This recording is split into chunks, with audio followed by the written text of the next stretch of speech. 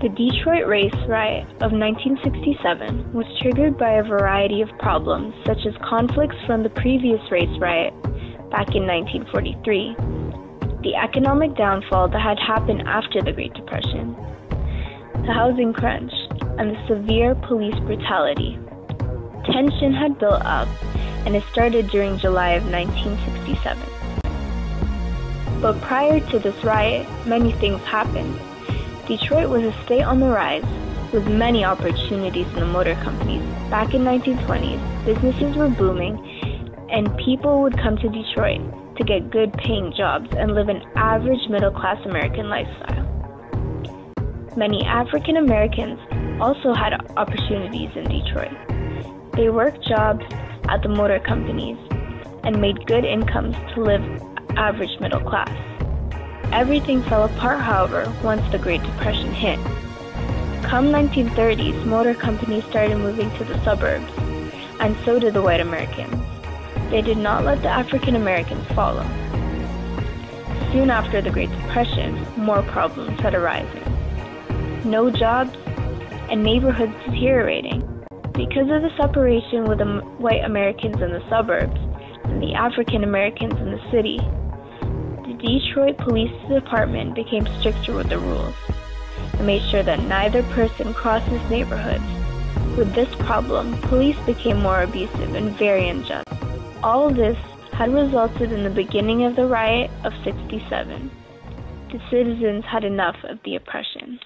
Keep on riding until they stop on it. On July 23, 1967, Detroit was hit by a riot.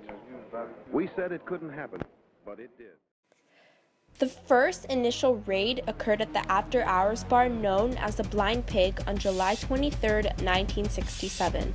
The police raided the bar expecting to find only a few individuals, but ended up finding 82 black individuals who were celebrating the return of 2 Vietnam War veterans. The police decided to arrest all 82 of those individuals. Onlookers from the streets became frustrated and angered. This is when the first actions of physical violence took place. Someone from on the streets threw a bottle at the police car. After the first raid at the after-hours bar, black individuals from around the community were infuriated by the arrests and decided to take matters into their own hands. At the time of the riots, havoc spread across Detroit, causing the black community to fight for what was right, equality amongst the race. Throughout the first few days and nights of the riots, individuals were completely out of control as a result of the injustices they were subjected to. The intensity of the rioting caused federal authorities and security to temporarily stall due to the aggression and unsafe conditions throughout the streets of Detroit. Arson was used as a form of rebellion, which was one of the most devastating causes of destruction towards Detroit. Due to the high temperatures and winds of the summer, fires spread from buildings to stores and finally to homes. Firefighters also refused to fight fires because they feared for their own safety. While people were out of control within the streets, others feared for themselves and their families. Some individuals hid in their houses, kept lights off, and formulated several escape plans just in case of fire. Eventually, Governor George Romney sent in thousands of National Guard troops, while President Lyndon Johnson ordered paratroopers to help relieve Detroit. Yes, the National troops may have intimidated many, but in reality, did they ultimately help Detroit citizens? No. This is because throughout that era, especially in the U.S., there were extreme amounts of racism and segregation. In 1967, only 4% of the police force consisted of black officers. A government study found that nearly 3/4 of the police force did not like African Americans. Because of this, the black community felt at risk once again. During the riots, police brutality was a major issue. It was been found that police were using excessive force, threatening individuals, arresting hundreds of black people for reasons such as not having ID with them, and worst of all, they had been found to kill many black individuals. If anything, the police force only worsened the situation. If police didn't use physical force, they would also verbally abuse individuals by calling men boys or simply women who were just walking down the streets prostitutes. And for what reason? To be funny? To be spiteful? Or maybe simply to be racist?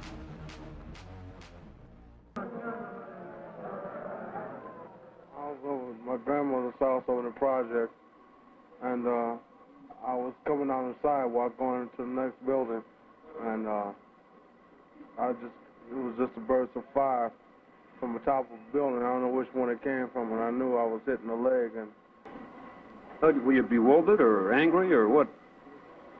I don't think it's right for my people to act the way that they're acting. This is all that I can say about the thing, because we're fighting one war now in Vietnam and we're losing, as it is. So, I mean, why should we come back here and fight a war among ourselves?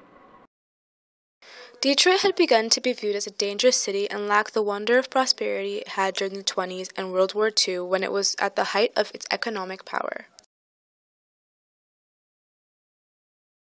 The battle against crack, heroin, and other drugs presented as a difficult obstacle for the citizens of Detroit.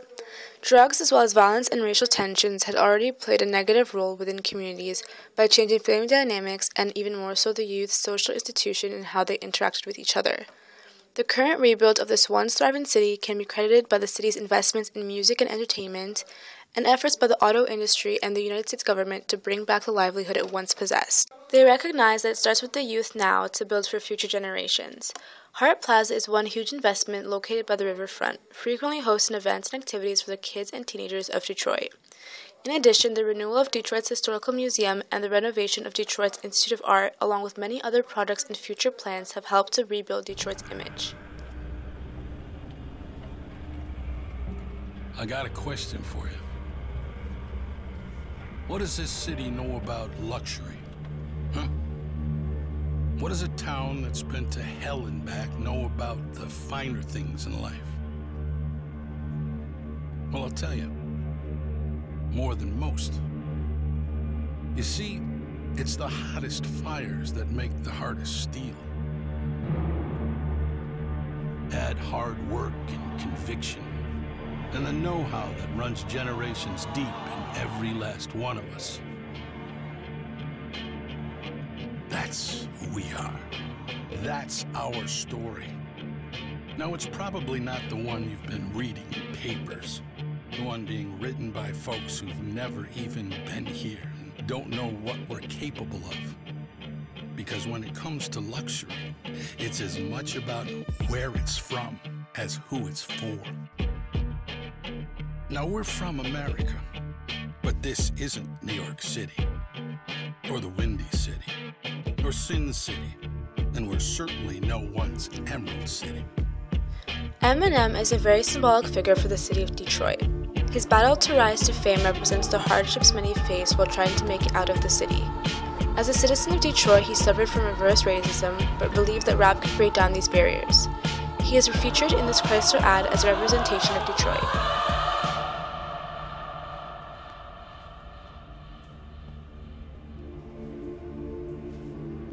This is the Motor City, and this is what we do. The footage presented in this ad shows both Detroit's ups and downs. It acknowledges Detroit's decay while still maintaining the city's strength and power to soon overcome adversity.